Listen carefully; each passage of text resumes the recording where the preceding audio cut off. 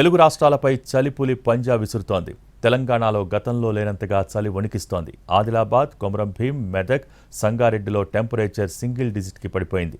భీంపూర్లో 8.7 డిగ్రీలు, సిర్పూర్లో 8.8 డిగ్రీలు, న్యాల్కల్లో 9.4 డిగ్రీలు, శివంపేటలో 9.5 డిగ్రీల ఉష్ణోగ్రత నమోదైంది. ముఖ్యంగా ఏజెన్సీ ప్రాంతాలు ఫ్రీజర్లో పెట్టినట్టే ఉంటున్నాయి.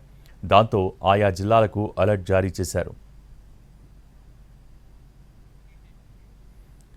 ఇక హైదరాబాద్ శివారు ప్రాంతాల్లోనూ చలి తీవ్రత పెరిగింది. చాలా ప్రాంతాల్లో 15 డిగ్రీలకు దిగువగా ఉష్ణోగ్రతలు రికార్డవుతున్నాయి.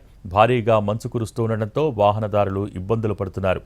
మ్యాక్సిమం టెంపరేచర్ 29 డిగ్రీలుగా, కనిష్ట ఉష్ణోగ్రతలు 16 డిగ్రీలుగా నమోదవుతున్నాయి.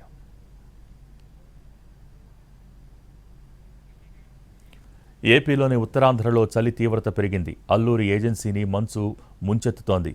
చింతపల్లిలో 9.4 డిగ్రీల టెంపరేచర్ నమోదైంది. గత ఏడాది జనవరిలో చింతపల్లిలో 1.5 డిగ్రీల కనిష్ట ఉష్ణోగ్రత నమోదైంది.